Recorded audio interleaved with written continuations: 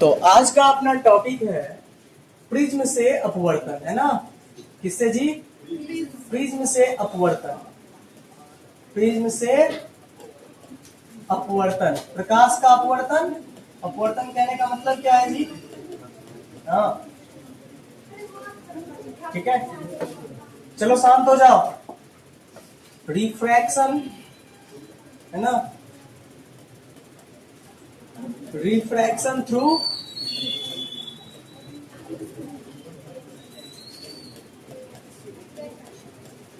Prism, है ना। चलो इस बात को जो है जरा समझते हैं हम लोग। देखो भाई, प्रिज्म यहाँ पर ट्रायंगुलर प्रिज्म की बात कर रहे हैं। किसकी प्रिज्म की बात कर रहे हैं जी? हम जो है ट्रायंगुलर प्रिज्म की बात कर रहे हैं यहाँ पर, है ना। जरा इस बात को जो है समझना।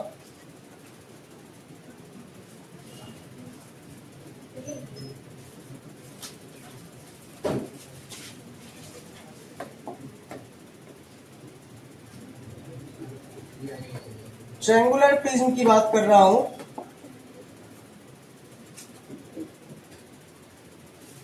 है ना। इस तरह की प्रिज्म की बात कर रहा हूं, ठीक है, जिसमें जो है क्या होता है, तीन जो है तुम्हारा, है ना, तीन जो है सो रेक्टेंगुलर, ये वाली जो है देख लो, है ना, ये वाली जो है एक ये जो है रेक्टेंगुलर सरफेस है, दूसरा ये रेक्टेंगुलर सरफेस है ना। अब तीसरा जो है रेक्टेंगुलर सरफेस, रेक्टेंगुलर आयताकार, समझ रहे हो ना। तो ये तीन सतह है, बाकी जो है ये दोनों क्या है तुम्हारा, हाँ, ट्रायंगुलर जो है, ठीक है। तो ये जो है हमारा प्रिज्म है। इसी प्रिज्म से जो है हम क्या करने वाले हैं, प्रकाश का अपवर्तन करवाने वाले हैं, ठीक है। यही हमारा प्रिज्म है, इसी के थ्रू जो है हमारी क्या होगी, अपवर्तन होगी, ठीक है। तो आप जरा बताओ कि ये जो है सो सामने से जो है आपको कैसा दिख रहा है जी? सामने से जो है कौन सा पार्ट दिखेगा? ये वाली पार्ट ही ना दिखेगा, है ना। ये ट्रायंगुलर शेप का ही ना दिखेगा, है ना। प्रकाश की किरणें आएगी तो सामने से जो है सो आपको ये दिखने वाला है, ठीक है। वैसे तो इसका 3D में कुछ ऐसा फिगर होने वाला है ना। तो इस ट्रायंगुलर प्रिज्म से जब प्रकाश की किरणों को भेज रही है, वो ट्रायंगुलर प्रिज्म से दो घटना होता है, अपवर्तन भी हो सकती है और दूसरा जो है वर्ण का विक्षेपण भी हो सकता है, वर्ण विक्षेपण भी हो सकता है। कहने का मतलब जो है डिस्पर्सन ऑफ लाइट भी पॉसिबल है और रिफ्रैक्शन भी पॉसिबल है ना। तो लाइट का जो है डिस्पर्सन जो है, डिस्पर्सन, डिफ्रैक्शन बोल दिया क्या मैं, है ना। डिफ्रैक्शन दूसरा ही घटना होता है यार, है ना, वो नहीं, है ना। जो लाइट का डिस्पर्सन है मतलब 7 कलर्स में ब्रेक होना है, ठीक है, रहने दो, है ना। 7 कलर्स में ब्रेक होना है, वो भी ये घटना होती है ना। और दूसरा जो है प्रकाश का अपवर्तन भी होता है। हम अभी जो है किसके बारे में बात करेंगे, प्रकाश के अपवर्तन के बारे में हम बात करने वाले। तो ये जो है हमारा क्या है, ये जो है हमारा ये इस तरह का जो है सभी फिलहाल हमारा ये, है ना, प्रिज्म का सामने वाला पार्ट है, मैं सामने वाला पार्ट दिखा रहा हूं, है ना, जो ट्रायंगुलर आपको दिख रहा है। और इसमें हम कर क्या रहे हैं, तो हम जो है सो एक एकदम रे को, किरण को, है ना, बीम ऑफ लाइट को नहीं, प्रकाश पुंज को नहीं, किसको जो है हम भेज रहे हैं, एक रे को, single narrow path of light, है ना, उसको जो है सो हम सेंड करते हैं। और अच्छा और होगा जब इसको जो है यूनिक कलर का ले लो आप, ठीक है, मतलब मोनोक्रोमेटिक लाइट ले लो और अच्छा हो जाएगा। मोनोक्रोमेटिक, हाँ, ray of light, monochromatic ray of light, है ना। इसका क्या मतलब हुआ जी, मोनोक्रोमेटिक रे ऑफ लाइट, एक वर्णी प्रकाश किरण को ले लो, है ना। इसका हिंदी क्या हो जाएगा, एक वर्णी प्रकाश किरण, है ना, एक रंग का कोई है, एक वर्णी मतलब एक सिंगल वेवलेंथ वाला एक वर्णी प्रकाश, एक वर्णी प्रकाश किरण को जो है अगर हम किससे, इस प्रिज्म से होकर के जो है भेजे, है ना, तो ज्यादा अच्छे से हमको क्या दिखेगा, अपवर्तन वाली घटना जो है सो समझ में आएगा। अब जरा देखो भाई, है ना, तो जब ये प्रकाश की किरण जो है इस प्रिज्म के सतह से जो है क्या होगी, टकराएगी, है ना, तो क्या होगा, प्रकाश जो है सो अभी एक माध्यम से दूसरे माध्यम में प्रवेश कर रही है ना। तो जब प्रकाश एक माध्यम से दूसरे माध्यम में प्रवेश कर रही होती है तो क्या होता है, ये तो अविलंब है, ये जो मैं डॉटेड लाइन से बनाया हूं क्या है, ये इस सतह पर अविलंब है। तो ये क्या होगा, देखो ये जो है माध्यम कौन सी है, एयर है ना। ये कौन सी माध्यम है, ये तो ग्लास है जी, नहीं है, कांच है ना ये। तो ये एयर जो है कांच के तुलना में कौन सी माध्यम है, विरल माध्यम है। ये जो है कैसी माध्यम है, ये सघन माध्यम है ना। तो जब प्रकाश की किरण विरल माध्यम से सघन माध्यम में प्रवेश करती है तो क्या हो जाएगा इसका, तो ये जो है इधर नहीं जाकर के, इधर बिल्कुल एकदम सीधा इस ओर नहीं जाकर के प्रकाश की किरण क्या हो जाएगी, प्रकाश की किरण जो है आपका अविलंब की ओर ऐसे मुड़ जाएगी। क्या कहते हो, है ना। देखो ना क्या हो गई, प्रकाश की किरण अविलंब की ओर मुड़ गई, है ना। पुनः जो है क्या होगा, इस वाले सतह पर जैसे ही आया, यहाँ पर भी तो क्या है, अविलंब है, यहाँ पर भी तो अविलंब है ना। तो ये वाली अविलंब जो है सो क्या हो जाएगा, यहाँ पर भी अविलंब है ये, है ना। तो ये जो है सो अविलंब यहाँ पर भी है, इस सतह के परपेंडिकुलर, यहाँ पर भी ये जो है क्या था, इस सतह के लंबवत था, है ना। अब जो है क्या है, सघन माध्यम से पुनः जो है प्रकाश की किरण किस माध्यम में आ रही है, विरल माध्यम में आ रही है। तो ऐसी दशा में जो है क्या होगी, ये बिल्कुल ऐसे सीधा नहीं जाकर के ये क्या होगा, अविलंब से दूर भाग जाएगी, अविलंब से ये क्या हो जाएगी, ये जो है प्रकाश की किरण कुछ ऐसे दूर भाग गई, है ना। तो ये जो है प्रकाश की किरण ऐसे जो है निकल जाएगी, है ना। तो इस वाले प्रकाश की किरण को जो है हम क्या करते हैं, इसको निर्गत, इसको क्या कहते हैं हम लोग, निर्गत किरण कहते हैं। कौन सी किरण कहते हैं भाई, निर्गत किरण, इमरजेंट रे, इमरजेंट रे, है ना, निर्गत किरण, है ना। और यहाँ पर जो है सो आपका ये वाला एंगल जो बन रहा है अविलंब और निर्गत किरण के बीच में, इसको एंगल ई द्वारा डिनोट करते हैं हम लोग। कौन सी, ई द्वारा। इसको कौन सा कोण कहते हैं, इसको निर्गत कोण कहते हैं। कौन सा कोण, निर्गत कोण, है ना। Angle of emergence, angle of emergence, है ना। ये वाला बात हो गया। तो देखो एक बार जो है प्रकाश का अपवर्तन यहां पर हुआ है और एक बार प्रकाश का अपवर्तन जो है सो यहां पर हुआ है, और फाइनल जो है प्रकाश की किरण निर्गत किरण बनते हुए ऐसे निकल गई है ना। अब देखो ये वाली जो डॉटेड लाइन बनाया था मैं, ये कौन सी किरण है, ये तो आपतित किरण है ना। ये कैसी किरण है, ये तो आपतित किरण है ना। अगर जो है इस वाले सतह से प्रकाश का अपवर्तन, इस वाले सतह से प्रकाश का अपवर्तन नहीं होता और इस वाले से भी, तो क्या होता कि ये किरण सीधा सीधा जो है ऐसे ही ना निकलती, है ना। तो ये आपतित किरण की दिशा है एक तरह से, है ना, आपतित किरण की ये डायरेक्शन है ना। तो इस आपतित किरण के साथ में ये एंगल कितना जो है मुड़ गया है, इतनी एंगल जो है ये क्या हो गया है, निर्गत किरण जो है कितने कोण से मुड़ गया है, आपतित किरण के साथ इतना वाला कोण से मुड़ गया है। तो ये जो कोण बन रहा है, इस कोण को जो है हम लोग डेल्टा से डिनोट करते हैं, या इसको कभी कभी डेल भी पढ़ते हैं हम लोग। तो ये जो एंगल है डेल, इस डेल एंगल को जो है हम लोग क्या कहते हैं, विचलन कोण कहते हैं। क्या कहते हैं, विचलन कोण, है ना, एंगल ऑफ डिविएशन। क्या नाम देंगे इसको, हाँ, एंगल ऑफ डिविएशन, ठीक है। ये विचलन कोण हो जाया करता है ना। और जो है सो ये आपतित किरण, अगर विचलन कोण का जो है सो हम डिफिनेशन जो है डेल का, ये जो है सो एंगल डेल क्या हुआ करेगा, एंगल ई क्या हुआ करेगा, इन सभी कोण के बारे में अगर हम परिभाषा दें तभी देंगे, है ना। इसको भी मैं लिखा देता हूं। ये एंगल डेल जो है ना, या डेल्टा जो है आपका, ये जरा मुझे बताओ कि आप जो है सो इसको और कैसे दिखा सकते हो। क्या ऐसे जो है ये दिखा सकते हो, ये जो एंगल है, ये वाली एंगल, है ना, ये वाली जो कोण बन रही है आपका यहाँ पर, इस वाले कोण को क्या नाम दोगे, जितना कोण ये है वही कोण ना जो है ये भी है, इसी रेखा के बीच में ना ये भी कोण है भाई, है ना। तो ये एंगल भी जो है क्या हो जाएगा आपका, डेल्टा ही होगा, है ना। इसको भी विचलन कोण ही कहेंगे, है ना। बाकी यहाँ पर ये वाली एंगल जो होती है, इस एंगल को हम लोग जो है सो प्रिज्म का कोण कहते हैं। इसको क्या कहते हैं, प्रिज्म का कोण, है ना। इसको जो है सो आप, है ना, ये जो है प्रिज्म का कोण, है ना, प्रिज्म एंगल है ये, प्रिज्म का कोण, ये प्रिज्म का कोण है ना। और आई, एंगल ऑफ आई क्या हो जाएगा, यहां पर आपतन कोण क्या हो जाएगी, आई अविलंब और आपतित किरण, इसको क्या कहोगे आप, आपतित किरण ही ना, ये आपतित किरण है ना। आपतित किरण और अविलंब के बीच जो एंगल बन रहा है ये एंगल ऑफ आई बन रहा है, इसको आपतन कोण कहेंगे, है ना। यहाँ पर जो है सो अविलंब और निर्गत की किरण के बीच जो एंगल बन रहा है इसको, है ना, इसको हम लोग निर्गत कोण कहेंगे। यहाँ पर आपतित किरण और जो है सो निर्गत किरण के बीच में जो एंगल बन रहा है इसको हम लोग विचलन कोण कहेंगे, है ना।